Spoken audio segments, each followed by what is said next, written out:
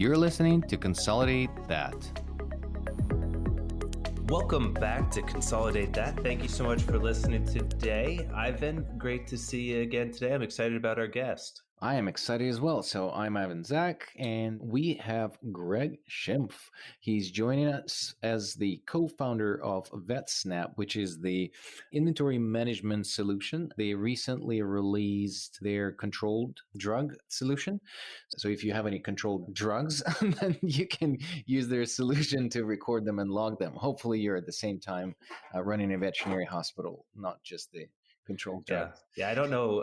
VetSnap is not like Street Snap for anyone that's just doing other controlled drug selling. But no. And maybe it's a new market. Sorry, keep going, Ivan. The incredible experience that Greg has, and we wanted to dip into outside of the inventory management, which is also very interesting to consolidators, is his experience in a long-lasting career inside of NVA, and he progressed there from starting right out of college, and he changed positions growing up the corporate ladder, if you will, from accounts payable to inventory analyst, and then he was in business development, then financial analyst, and then eventually was the director of procurement. So Greg, thank you for finding the time and thank you for joining us here.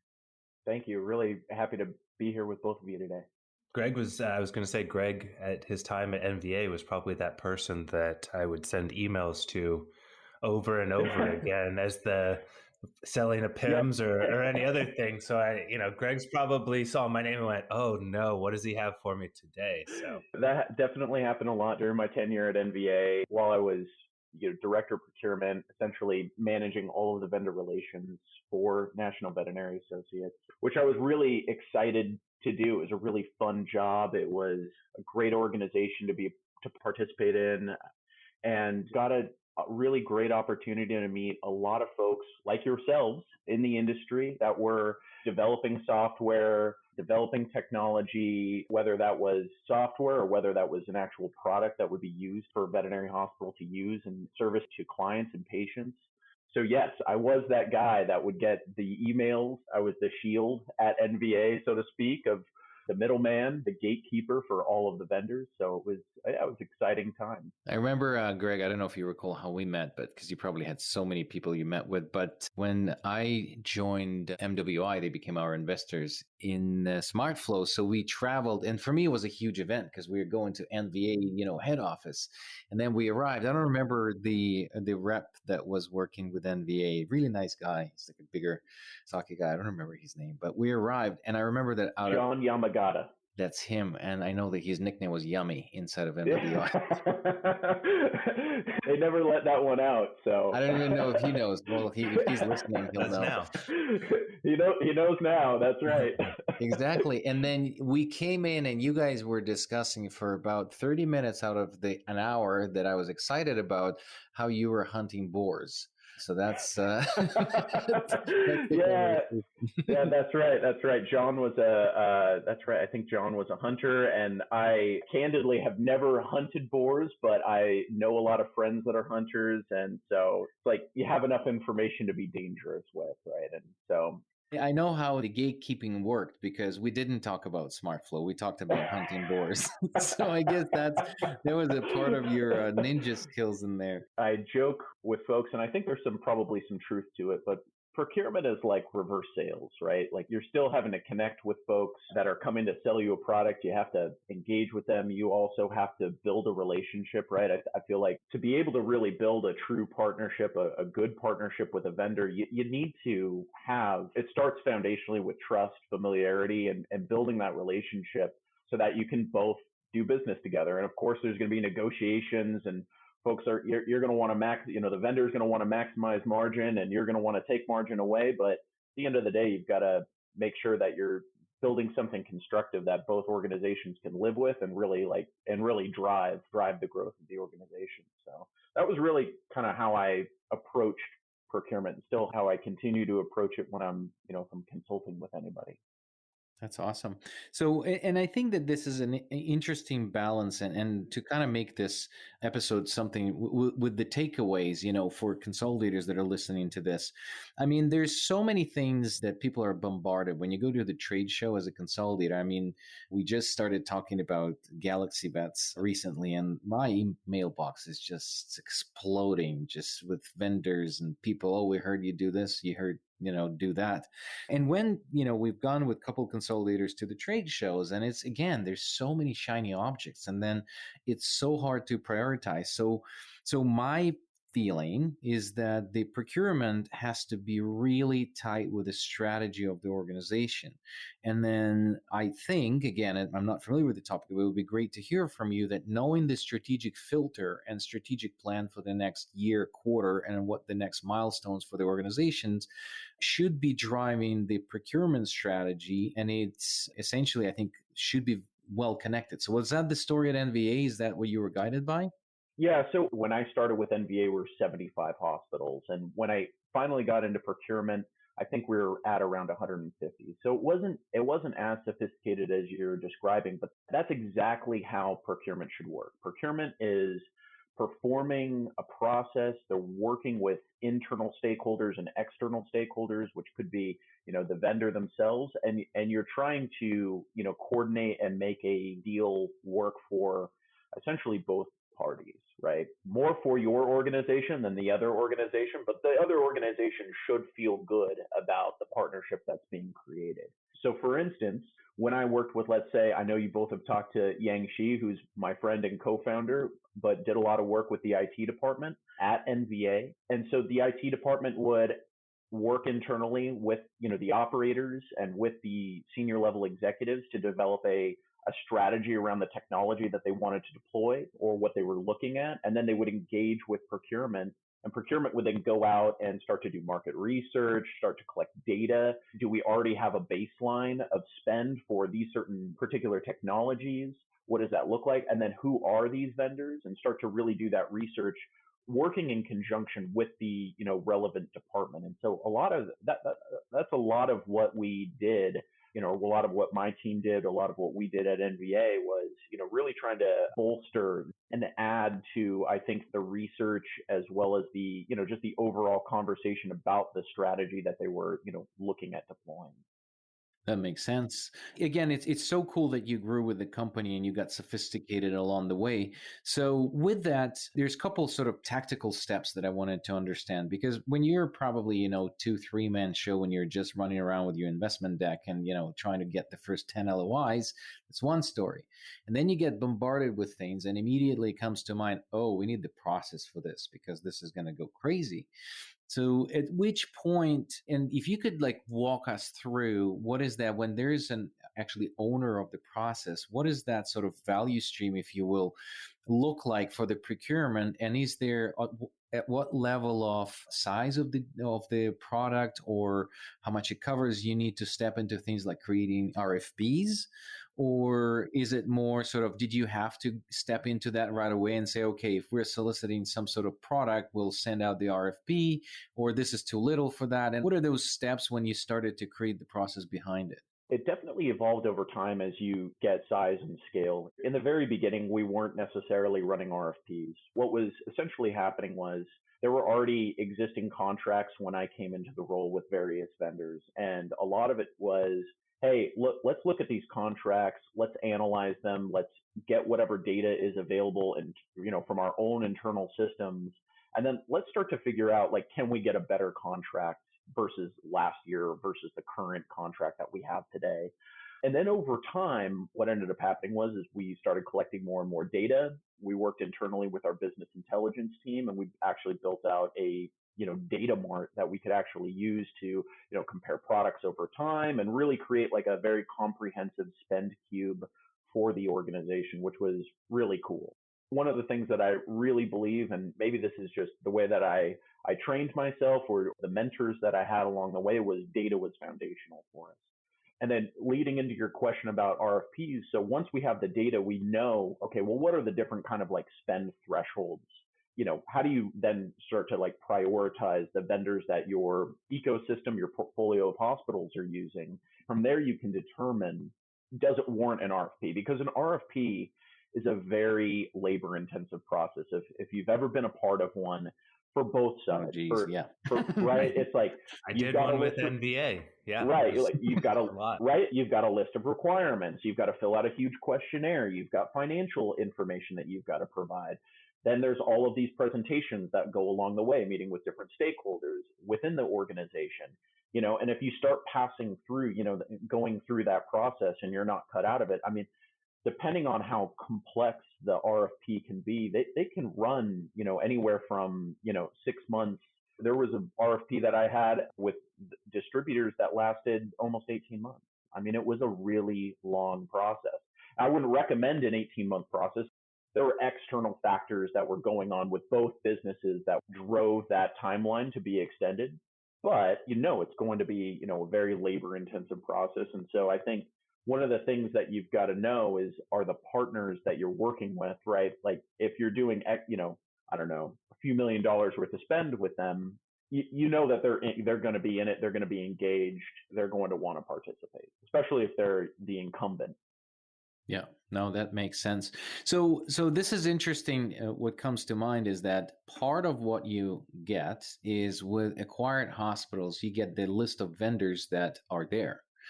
So you need to understand whether you inherit those or whether you negotiate yourself out of it. Lab contracts, I think, would be like one of those, the most common ones. Can you talk to us about that? Because I think that is a question that interests a lot of people. Like, how do you deal with an acquired hospital that has Antec versus IDEX contract, and if you want to change? Yeah, it really depends on, I think, the organization and how they're set up, right? With certain lab contracts, right? We've all seen lab contracts. If anybody that's listening to this podcast and they're a consolidator, they've seen what these contracts look like. They know that, there's buyout amounts. The buyout amounts are, calculated, off of potential revenue. There's penalties. There's all sorts of things that are baked in there that somebody would need to analyze and understand if they were going to go buy them out, because Antec or IDEX is not going to just let you, after you acquire a hospital, just say, okay, they're acquired. You're not going to assume this contract and we're going to just renegotiate something. So you've got to obviously look at the contract, look at the term, really understand the mechanics of it. And then the other piece I think is really important is you've got to talk to the hospital. Is the hospital happy with the service? Is the hospital looking to use this vendor long term? And then you've got to look at, I think, also like what's the strategy of the overall organization? Is this a consolidator that is very influential, very directive in terms of the type of change that they're enforcing with their hospitals? Is that known before acquisition? Is that known after acquisition? Because sometimes there can be miscommunication during the sales process because business development people love to buy hospitals and, that's how they grow. So really understanding, I think, what type of organization, or is it like an NVA, which is an Inspire, which was, I think still is an Inspire, not Require organization. And you look at that term of contract and then look at, okay, well, do we talk to this hospital and do we inspire them to change, and do we show them the economics and how much value you can actually capture from, switching from vendor A to vendor B?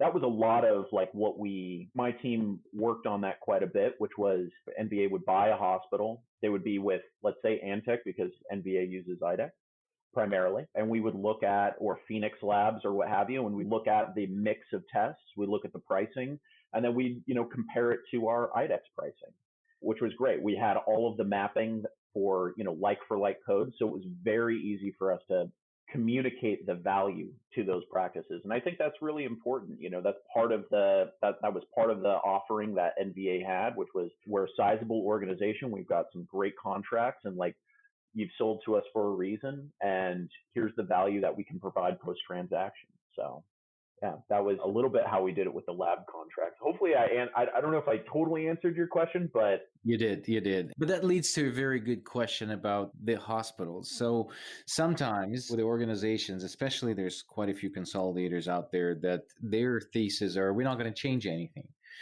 And then you're probably that guy that goes, well, actually, you like that antibiotic that you always use. Well, Vetris has a different one and we have a contract with them, or whoever you use. So then that's a substitute. What was your process of aligning with the vets and sort of the medical team? And because you don't want to piss off people that were just told that we don't change anything. So how that process works.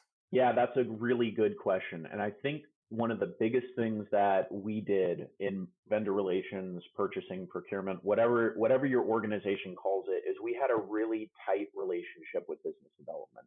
Because it's while business development, they of course they want to buy hospitals, but they also, seller satisfaction is very, very important, right? That it's a metric that I think all consolidators should be looking at. And it's very important that you're authentic and, honest and upfront, transparent in the beginning as to like, what are the things that would potentially change? Are we changing out practice management software? Are we telling you which distributors you should be using? Are we switching your lab? All of these, are we installing Vetstoria for appointment, right? So all of these different things, or Pet Desk or Ally Deviant, right? So all of these different technologies or products, it's very important for the business development team to know, who are your preferred vendors? What is I'm using air quotes, the directive, right? Or the directive, the recommendations that they provide to those hospitals. And you've got to align with the team so that they can have that transparent kind of conversation with those sellers. So they know upfront, because at the end of the day, you want to make sure that, again, the sellers, the staff, they're happy, right? They're the ones that are actually seeing clients every day. They're the ones that are producing the revenue for those consolidators. So you need to have them. The last thing you want is them to be like totally, ticked off and disengaged after you just acquired them or partnered with them. What was the cadence of the meetings that you guys would have? Was that something common that yourself and the executive team would be meeting, or did you really sit down and say, hey, review one or two that came through and didn't go well or went well? Yeah, so there obviously postmortems, right? You're going to have postmortems when things don't go well, and try to understand, okay, what broke? Where was there a gap in communication? But coming from business development and knowing, and also, again, being part of the organization for so long, I got to see them build up the business development department. And I was very, very friendly with the folks that worked there. And this was something that they had heard feedback after they were surveying hospitals that they had acquired, that, oh, well, we didn't know that this was going to change or that, or this felt like it was misrepresented or what have you. And that may not have been intentional. It was totally unintentional that happened. It's just a miscommunication that goes on sometimes. And so after that, it was like you're meeting with the business development team, every quarter. You're talking about any changes in the contracts that you're developing. And then the other thing is, I was meeting with prospects. I joke that like I was in business development for a short stint. If you go on my LinkedIn, it was like 6 months. Once you're in business development, you're never out of business development. It's like the mafia. Once they're always pulling you back in.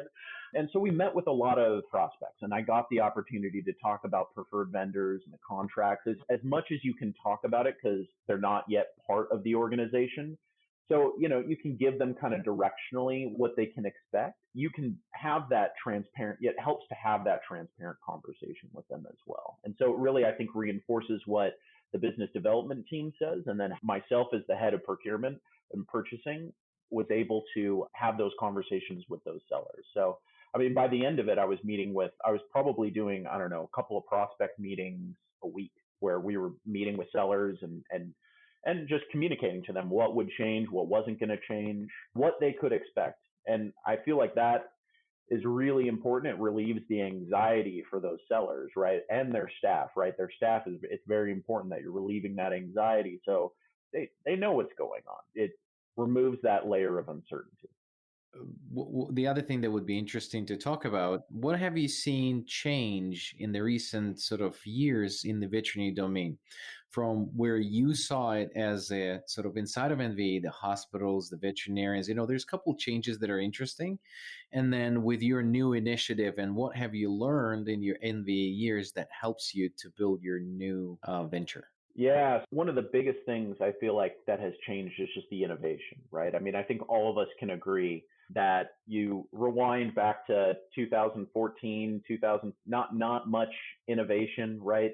And before, not a whole lot of innovation, a lot of legacy PIMs, not a lot of cloud-based software integration with legacy PIMs like, Avamark or Cornerstone, which are still the majority of the market share, was fairly difficult and expensive to do. And I feel like over time that became obviously less expensive for startups to do. And so that just really helped, I think, drive innovation. So we saw, I think, from a technology standpoint, more technology entering into the veterinary space, which I think is a really good thing, because I think it can ultimately help hospitals really reinforce the relationship with their clients, which is it's paramount in this business, a client veterinarian relationship.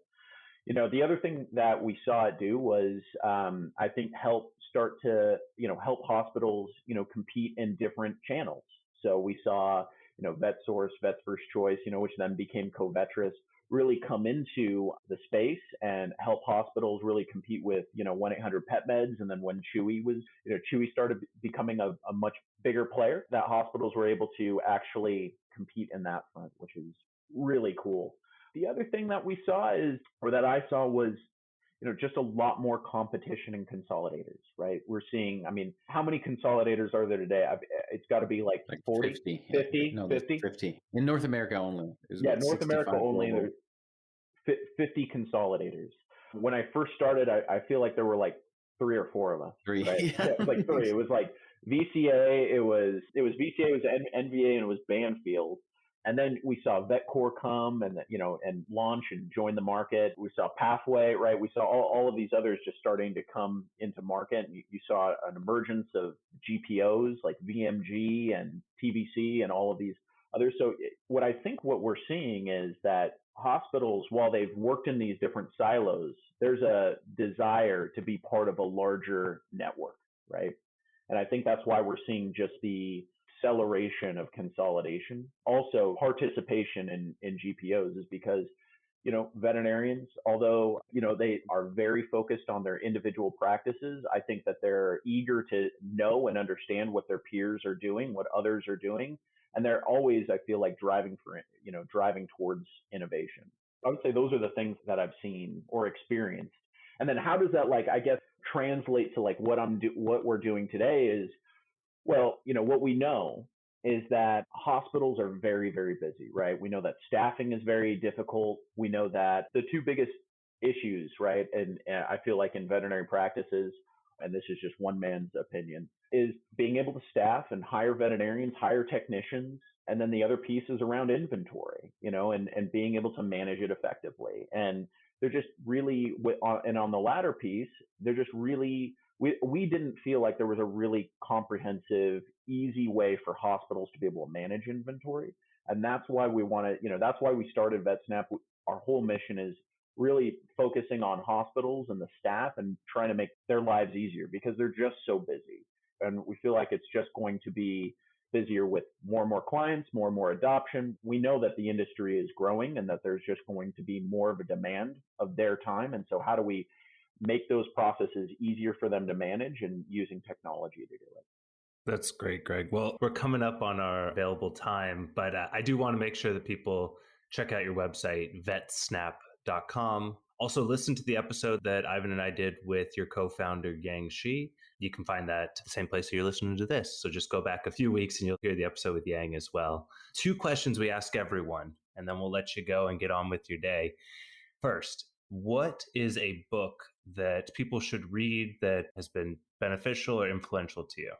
I read a book a couple of years ago called A Year to Live by Stephen Levine, and he worked with people in hospice for like a year and wrote about folks essentially on their deathbed, and asked them questions about if you could have done something differently, what would you have done? And a lot of these folks, some of them said, I wouldn't have done anything different. But others were saying, I wish I would have planned. I wish I would have gotten some of my affairs in order, more in order. I would have mended relationships. I would have started a business. I would have moved to France, whatever it happens to be, right? There's all of these different things that people think about. And that was really helpful for me in that, and part of my, that part of my life was just being able to kind of look at that. I wasn't, not like I really had a year to live or I was dying, but I think just being comfortable with the fact that, hey, at some point, everything's going to end. That doesn't need to be like a horrible, morbid thing. And there's ways that you can actually kind of set your life up and do things, whether it's managing relationships, building relationships, taking the trip that you have been putting off for years and years and doing those things and trying to be present in the moment. That was just like really, really helpful for me during that time in my life. It still is today. I still try to live by those principles of being mindful and being present. And then also, am I like living each day? It's so like super cliche, right? Living each day like it was my last, right? Everybody hears that. But like, I felt like the book really helped drive that point home. Yeah, it was a really cool book to read. Awesome. Well, then the last one is if you could recommend someone to join us on the show that our listeners would find valuable, who should join us? One of my good friends, her name is Angela Morissette, and she works at ScratchPay. I don't know if you've had her on the show or not. We have not, but I'm familiar with it, yeah. Yeah, works at ScratchPay, director of partnerships. She also happened to work at NVA in marketing operations, so she has the consolidator experience. But I think what they're doing over at ScratchPay in terms of alternate financing, really just, I feel like it's just really interesting. I highly recommend her. Fantastic. Well, we'll reach out to her and make sure that we can take care of that, because that is very timely. ScratchPay is a great product and something I'm very familiar with too. But before we jump off, I have another question that just came to me. What was on your bucket list that you've done after reading that book that you haven't before? Are there any things that you were like, this is what I need to do next, and you actually did it? Started my own business. I was going to say, I was like, you read this pretty close to the time that the VetSnap showed up here. Yeah, absolutely. Yeah. I don't know, Ivan, we can't let that book circulate around the office too much. Well, we are pivoting a little bit or adding time to what we do, but I think I figured that a long time ago that you got to chase the dream, whatever it is. So, Greg, this was fantastic. Thank you so much for joining. I know how busy it is to start the venture and being in the startup, so I appreciate your time and your wisdom. All right. Thanks, guys. Thank you so much for listening to Consolidate That. If you want to hear our new episodes, please find us on any podcast platform. Also, you can learn more about us on our website at vetintegrations.com.